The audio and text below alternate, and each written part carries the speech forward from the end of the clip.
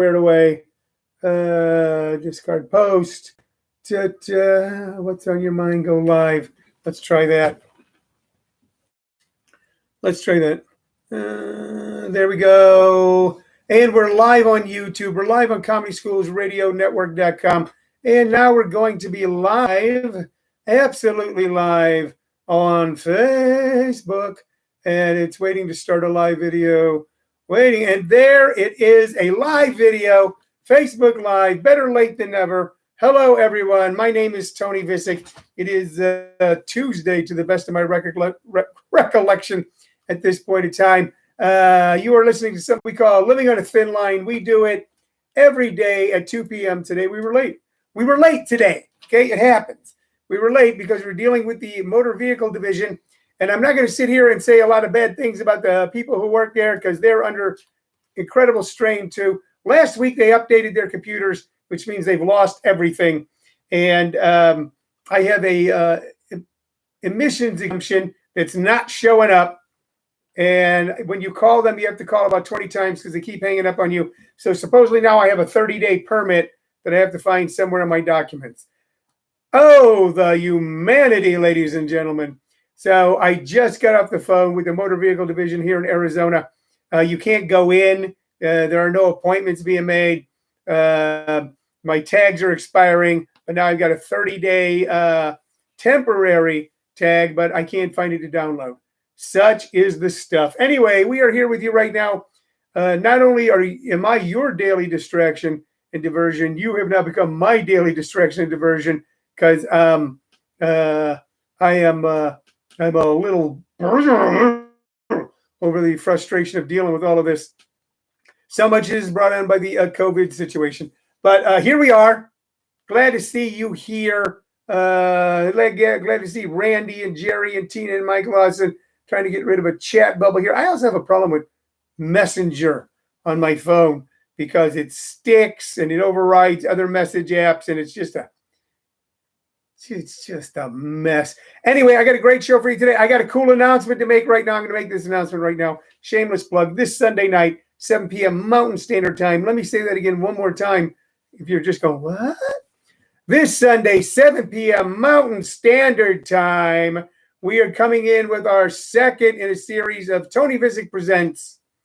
Tony Vicich Presents Sunday Night Funnier. We are going to bring a comedy to your room via Zoom. Two great comics, and two more will be added on this Sunday night show. Cop comic Jim Perry and everybody's favorite Marine veteran, Kev the All-Star. So if you're looking for something to do, if you're going, man, I'm so sick of watching the same stuff on television. I'm so sick of listening to the same stuff over and over. The only new thing on TV right now is the news, and the news sucks. I've got something new for you, and I've got it Sunday night, 7 p.m. Mountain Standard Time right now, the same time in California. California and Arizona is on the same time right now. So it's 7 o'clock. You can watch this incredible, funny stand-up comedy show. We did our first one last Sunday, and I'm going to say something. It went fantastic. It went extremely well. Three great comics, Abhinav Goyal, Travis Minor, DJ Payne. Right now, we have two scheduled for this Sunday, Jim Perry and Kev the All-Star. I'm going to put two more on. How can I get tickets, Tony? That is the question. The question is, Tony, how can I get tickets? Well, I'm going to tell you how. I'm going to tell you how right now. Right now, I'm going to tell you right now how to get tickets. It's simple to do. You just go on my page, Tony Vicich, Vicich, and you'll see an advertisement for this Sunday show, and you just click the link right there.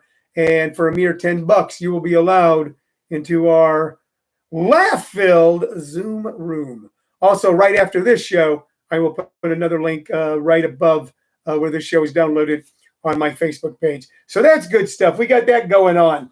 What else have I got going on for you? If you know the show, you know what we do. I find little knickknacks, doodads, trinkets, pieces of memorabilia laying here in my very office, which is chock full of this stuff. You got to remember that one man's junk is another man's treasure.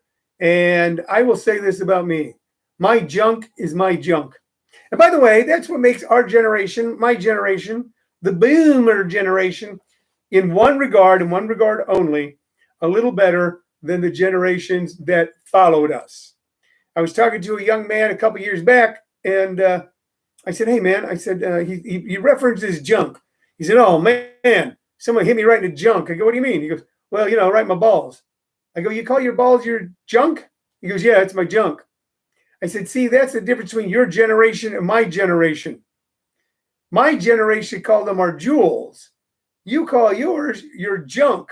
You don't value your own shit. So I enjoy that piece of humor greatly. Anyway, I got a lot of cool stuff around here. We kind of just cast about the room to see what we can find to show you today.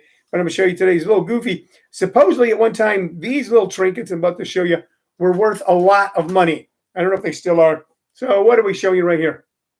Why, Tone? It's a tin can, similar to something that snuff might be in. Oh, you're right. There you see it on Facebook Live. There you see it on YouTube. There you see it on Facebook Live. And what is it? It's M-I-C-K-E-Y-M-O-U-S-E. It's Mickey Mouse. That be Mickey Mouse right there. Okay, it all says USA 2004, and you can see the Olympic rings. This was a commemorative from the 2004 Olympics. Inside, ladies and gentlemen, inside is the stuff. Inside are not one, not two, but 3 Disney pins. Now, look at this thing. This is a pin that you can stick on your body.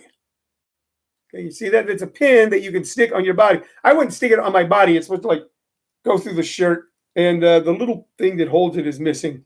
Disneyland Mickey All-American Pin Festival, limited edition. It is number 452 of 750. Only 750 of these exist in the entire world. And much like the coronavirus, it was manufactured in China. So, and what we got on here, we got 2 squirrels. And this is commemorating the original Los Angeles Olympics, because the Olympics were held in LA a few times. And this was 1932 at the height of the Depression. They had the Olympics at the LA Coliseum. Start out there, and this commemorates that. It's pretty cool, man. It weighs, it's got a little heft to it. Okay, so these kind of pins are really valuable to collectors. So that's cool. I don't know how I got it. Someone gave it to me as a gift. I also have a limited edition here. Mickey Mouse, Disneyland, 48 Years of Magic, commemorating 48 years of Disneyland. So, and that's once again got Mickey on it. Mickey's on all their stuff, man. And then what else have I got here? It looks like I can't even read it. Happy. Anyway, look, it's a pin.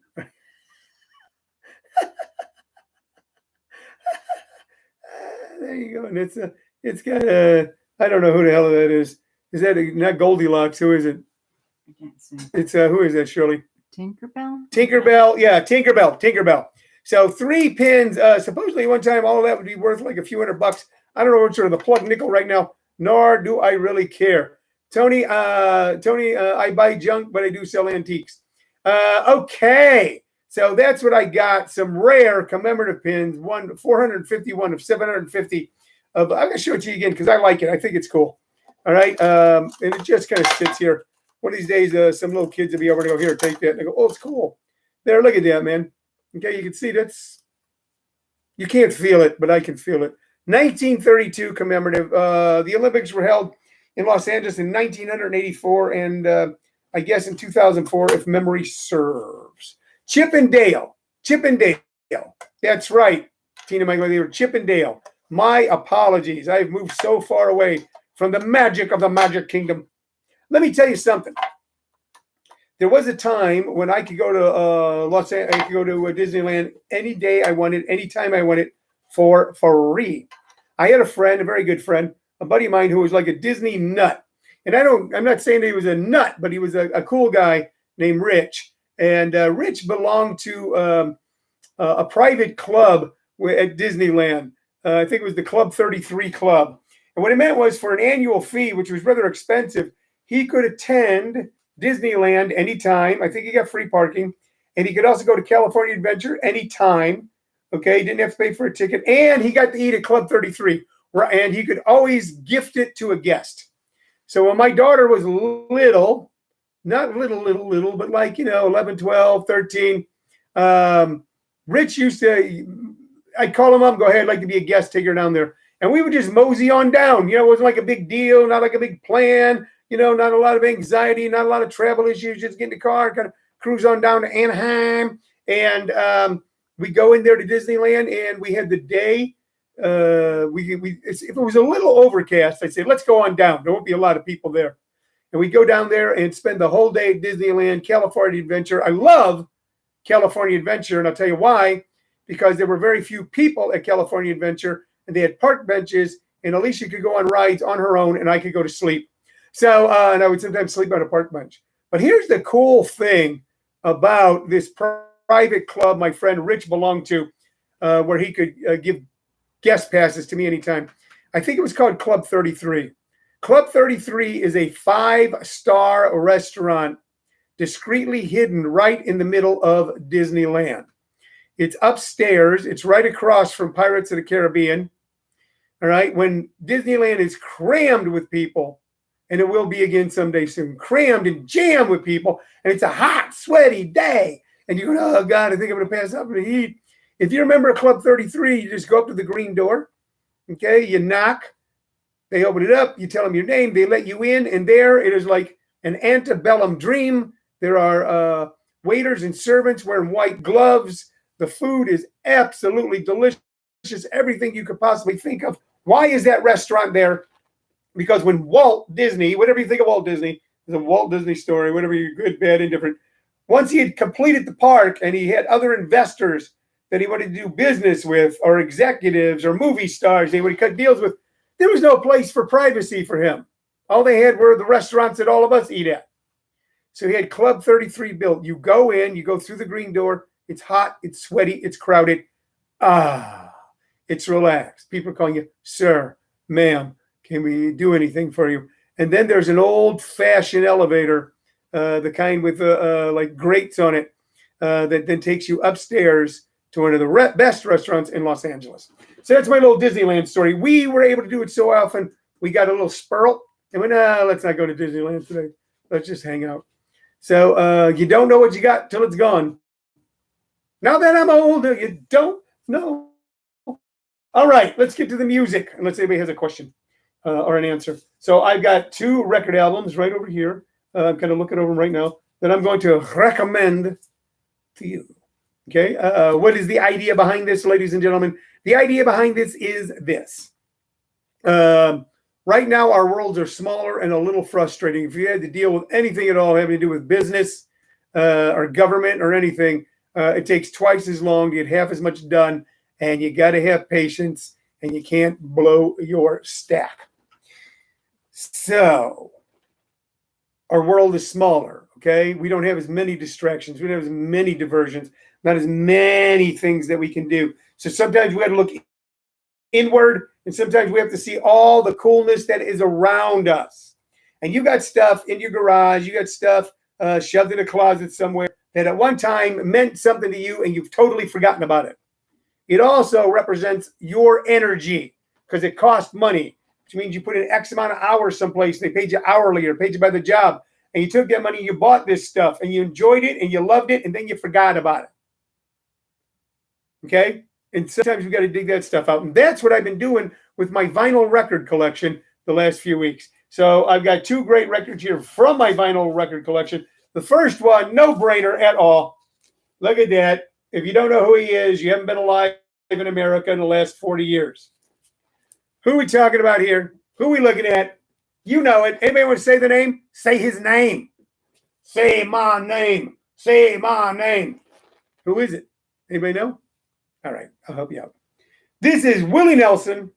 That's right, Willie Nelson. The title of this album is Always on My Mind, which is a beautiful, beautiful song by Willie. He does Do Right Woman, Do Right Man, which is a Graham Parsons tune. Always on My Mind. He does Whiter Shade of Pale, an old Procol Harum tune. Let It Be Me, which was, I believe, a Everly Brothers tune. Staring Each Other Down. I don't know who did that. Bridge Over Troubled Water. Some of you say water. Okay, but it's water. Old Friends, a Natural Song. Permanently Lonely. Last thing I need, first thing this morning, and the party's over. So it was produced by legendary record producer Chips Moman, recorded in Nashville, of course. But his version of Always on My Mind. How many people do you know who are adults now that just listen to this song over and over? It is one of the great heartbreaking love songs, and this is the album. So if you forgot about Willie, and you know why Willie's so easy to forget about? There's a reason why. Because he's an institution. He's a thing. He's around all the time, so maybe you don't pay attention to him like you did when he burst on the scene in the 70s and helped create outlaw country music. Hello, Wesley Wilbur. I see you waving. All right, but go back and revisit Willie Nelson. Listen to Stardust. Listen to his live albums, and definitely listen to his version of Always on My Mind. You will love it. Beautiful music. Beautiful, beautiful, wonderful, wonderful. I'm doing pretty good for about 4 hours sleep, dealing with the MVD, going to the grocery store today, dealing with banking shit. You know what? But you know what? We got to be okay. We got to be okay. And you got to remember that this whole thing that's going on right now, it's not your fault. You didn't do it. And you know who else's fault it isn't? The people who are in your apartment, in your home, in your building with you. It's not their fault either. They didn't do it. And everybody's trying to do the best they can under the most unusual circumstances in all of our personal history. So give yourself a break, okay? Find something fun to do. I know the first few days, a lot of people I was seeing pictures, hey, we're going to be playing Monopoly. So, you know, and then about day 15, you're going, I'm going to eat the Monopoly board now. Just because I'm so bored, I'm just going to start chewing it. Okay? So you got to keep exploring. Okay? Write stuff, guys. Write poetry. Write short stories. Write jokes. Write doggerel. You know, write a journal. Do something that gets you out of your head and gets you into a better place in your head. All right. Second album coming up. Here it is. And this one's kind of beat up. And I have owned this one. Oh, you know why? Because there's another album in here. What's in here? Oh, wow. Inside here, with no cover, is a Rod Stewart, Every Picture Tells a Story. And I imagine every scratch on this album tells a story. What was on here that everybody loved? Every Picture Tells a Story. Maggie May. Oh, my God, Maggie May. So, but that's not the album we were going to talk about. I got a little high with Rod Stewart one night. So, here's the album we're going to talk about. And like I said, it's funky and beat up because I've owned it since it came out. Here it is. Look at that artwork. Look at that. Stunning. Look at that. That's a beautiful painting. It's a heartbreaking painting. And it's a bum, but it's not just any bum. All right? If you're from my generation, you know who that's supposedly a picture of. It's a picture of Aqualung.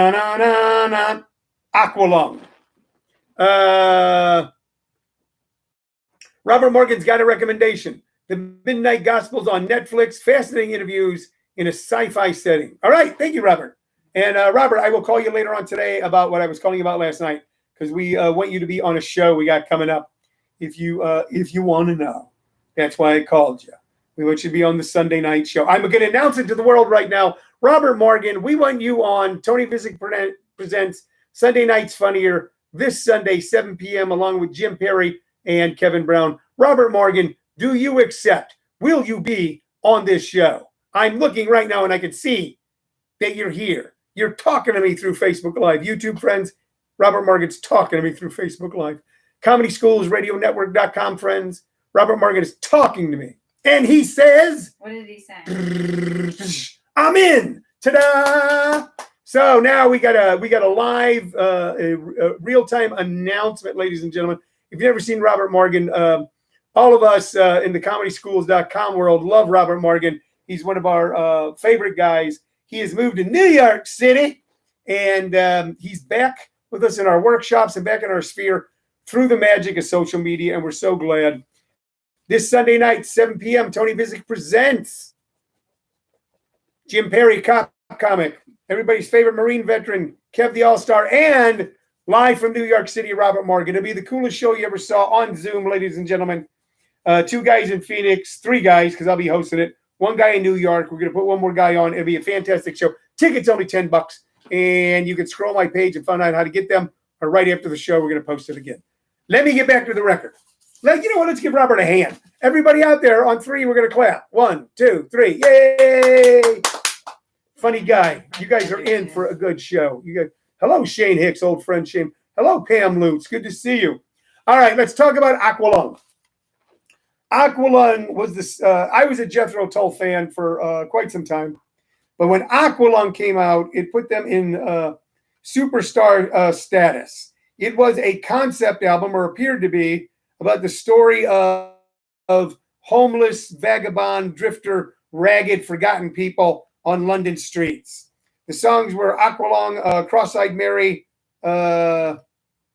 Cheap Bay Return, Mother Goose, Wandering Around, Up to Me, and on side 2, My God, Him, Slipstream, and my favorite of this, Locomotive Breath. In the shoveling madness, locomotive breath. Dun, dun, dun, dun, dun. Jethro Tull was as big as anybody at that time. They were big as Led Zeppelin. They were big as the Doors. They were as big as anyone in the album-oriented rock universe. After Aqualung, they came out with an album called Thick as a Brick, which was a total concept album. And after that, they kind of disappeared. And they kind of disappeared from everybody's thoughts. And Aqualung, which was on the radio, was on radio still a lot, was just now some other songs that were on the radio. And here was the weird sort of would you say denouement? The weird epilogue to their career, although Ian Anderson is still around and touring.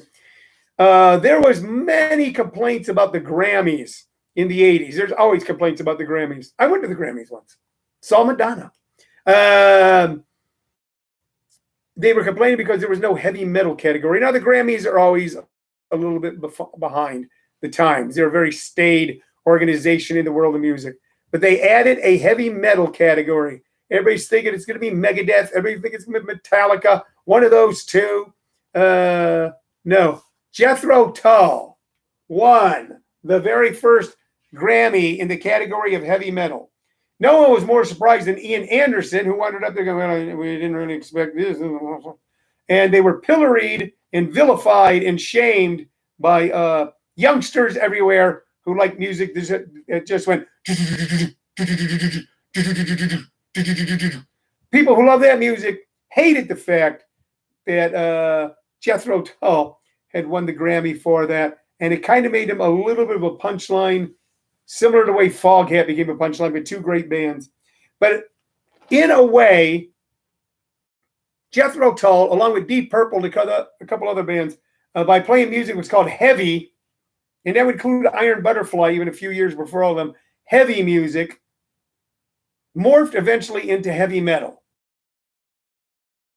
And then speed metal and speed rap and all that crap. But they were some of the very first men, the first men that worshiped the old gods, that helped create heavy metal. Lily says, Masterpiece album. This is Jerry, by the way. Oh, Jerry. Okay, Jerry says that it's a masterpiece album. It is a masterpiece album. It's one of the great albums. I still love all the songs on it. So if you're one of those people who really don't know Jethro Tull, YouTube Aqualung, okay, and YouTube Locomotive Breath, and you'll hear two really great tunes. Also, don't forget to kind of re-up your love of Willie. Willie Nelson has done more for American music in the last 40 years than anybody I can possibly think of. All right, the story of his career from being just a song plugger in Nashville to basically being drummed out of Nashville and returning to Texas and letting his hair grow out and enjoying a little marijuana. And starting the 4th of July picnics and starting an entire music movement is the stuff of legends. It shows you what one man can do. And you know what? Pretty damn fine actor, too. If you ever get a chance, let me recommend a movie. I don't usually recommend movies. I'm going to recommend a movie. And the movie is Barbarossa. That's an old movie. It's from the 80s. Stars Gary Busey and Willie Nelson. Gary Busey, right before he became crazy Gary Busey. Back when he was still kind of like Buddy Holly, Academy Award nominee Gary Busey. And it's about outlaw Mexican bandits going up against very, very similar to like the Zorro story, but it's about Barbarossa, the legendary Redbeard. Willie Nelson is originally him. And I'm going to tell you, he does a damn fine piece of acting in the movie Barbarossa, especially his final scenes are touching. They're just touching. So if you're looking for something new to look at, and you're flipping through, going, I need to find a different movie, and you like Westerns at all, Barbarossa. Okay, I got to go. I just got to tell you one cute, quick little story. Shirley and I have two grandkids, Selma and Sullivan, and we're so used to seeing them all the time, and we haven't seen them in over 40 days right now. But they both called us on like FaceTime or WhatsApp or something last night, and God love her, my little granddaughter Selma. You think maybe kids don't think of you, all right? But all of a sudden she says to me, she goes, oh, and Grandpa Ace, I've been watching Westerns, and I really like them because I'm known for loving Western movies. And she went on to describe a Western movie to me, and it touched my heart. Okay, you got to keep your heart open. Got to keep your hope alive. Keep hope alive. All right, ladies and gentlemen, we were going to talk about the 10 coolest people living or dead in America today, but I got so flustered by the motor vehicle division that I totally forgot about it. But I did show you some cool pins from 2004 commemorating the Olympics. I did recommend two of the best pieces of music and two of the best artists in the world, Willie Nelson and, of course, Jethro Tull. So that's it. That's our show for today. I'm going to take a nap because I don't sleep at night anymore. But things are good here. I hope things are good where you are too. We're going to get through all this together. We're here now, but we're all going to be together again real soon. You watch and see. All right, that's our show. See you tomorrow at 2 p.m. Thanks a lot. Bye-bye. All right, YouTubers. We will see you later. Thank you.